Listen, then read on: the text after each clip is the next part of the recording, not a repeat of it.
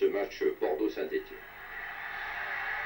Oui, si Robert Herbin et ses joueurs regardent ces images, ils se diront sans doute qu'un titre de champion de France, ça tient à très peu de choses, à un tir manqué peut-être, ou à une tête qui passe à côté du cadre. Et ce genre de situation allait dans ce match se renouveler par 4 fois au cours des 10 premières minutes. Les Verts, vous l'avez vu, ont donné le coup d'envoi et pour bien se mettre dans la peau de ce match, chacun tient à toucher ce ballon. Erreur de la défense girondine, Lacombe bien placé tout de suite à la 30e seconde. Fort heureusement, bonne intervention du gardien bordelais de lâcher. Et c'est un premier corner en faveur des Verts avec là-bas sur la droite Jacques Zimaco. Des corners, il y en aura beaucoup, tête de Ferry, le défenseur central, le libéro de cette équipe de Bordeaux, le meilleur des 22 hier soir. Rocheteau n'était pas très loin également, des tout meilleurs, extrêmement combatif, bonne balle ici encore, et Lacombe qui échoue encore de très peu. Les Bordelais essayaient bien sûr de se dégager devant une équipe stéphanoise très en appétit. Domergue, un match dans le match entre l'Allemand de Bordeaux, le numéro 2 Rohr, et Rocheteau, coup franc rapidement joué, Zimaco, Rocheteau, Zimaco encore qui s'en va trouver la balle, Lacombe bien démarqué du gauche. Pas très loin encore de la cage de Delachais, 3 balles qui avec un peu plus de réussite et d'adresse auraient pu terminer bien sûr leur course au fond des filets bordelais. Saint-Étienne, toujours et encore, les Verts dominaient leur sujet, une équipe de Bordeaux très effacée, ce qui explique un peu les dernières sorties manquées des Girondins. Rocheteau encore aux prises avec Rohr, qui ne faisait aucun cadeau au numéro 7 des Verts, Larios, pour ce coup franc.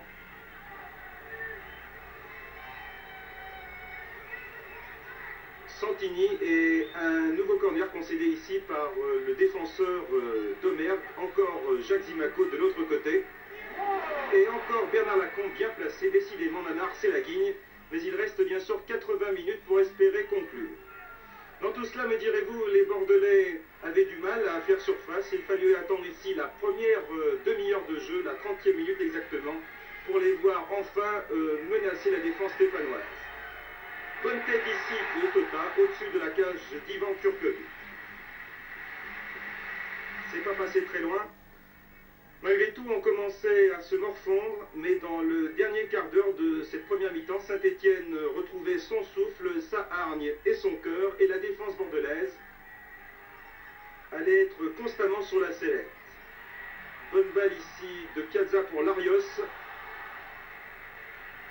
Et nouveau corner concédé par Ferry Lalanne, Zimaco encore, Delachais qui relâche, recorner, le 10e depuis le début du match, mais sans résultat. 20 000 spectateurs qui avaient scandé les Verts, Delachais dégage, Domergue ceinture Zimaco,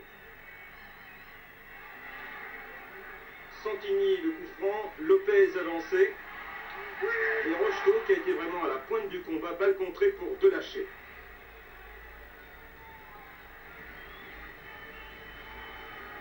Encore et encore les Verts avec Lopez, au service toujours très particulier. Rocheteau ici, qui passe son défenseur et une très bonne balle pour Jean-Marie qui s'est précipité du pied gauche. C'est la 4e occasion la plus nette pour Saint-Étienne depuis le début du match. Toujours 0-0, encore quelques secondes de jeu. Et les Verts qui ne se découragent pas. Ferry,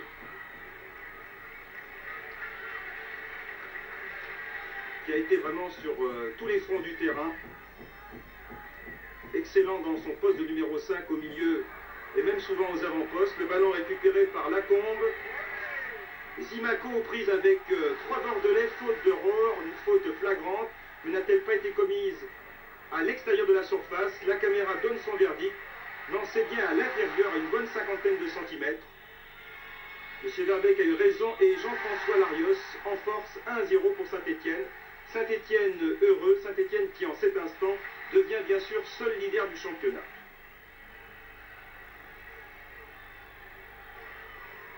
Il reste 45 minutes, on se dit que les Stéphanois ont naturellement suffisamment d'expérience, de métier pour conserver ce précieux acquis. Mais Ferry arrive à la rescousse. Un contre sur la gauche, Tota, devant Sturkovic et une tête de Redon, l'ancien joueur du PSG, 1-1, 9 minutes de jeu, deuxième période, ce qui fait bien sûr la joie de Redon et de Tota, alors que pour Bordeaux, ce n'était qu'un match de prestige. On revoit le compte, Tota et Redon malgré Santini.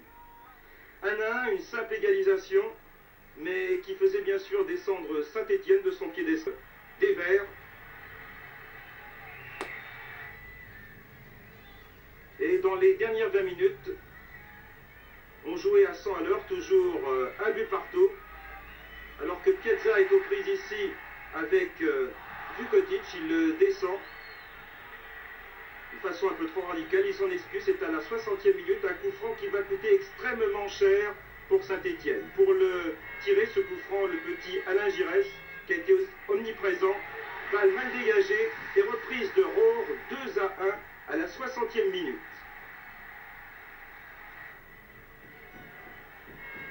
Giresse, un coup de pied précis, une balle qui effleure tout le monde, reprise de Rohr, à bout portant, Turkovic est battu. 2-1 pour Saint-Étienne, plus d'alternative, attaquer et réussir. Jean Vion, les nerfs sont tendus, les Verts y mettent tout leur cœur, mais les Bordelais se serrent les coudes. Une fin de match palpitante, même si la manière n'y était pas toujours. Les Verts attaquent, appuient de plus en plus, corner, Larios, et une bonne tête d'Elie. En position difficile, était adossé au but, à 20 minutes de la fin. On joue pratiquement sur un but, Santini, Farison, Saramagnac qui avait remplacé Lacombe.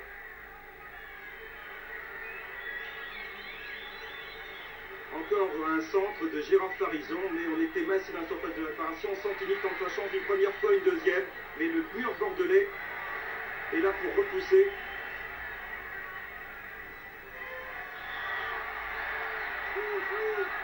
Un match âpre, serré, tendu. Santini, de lâcher qui boxe le ballon, il est touché, mais il retrouvera tout de suite et rapidement ses esprits.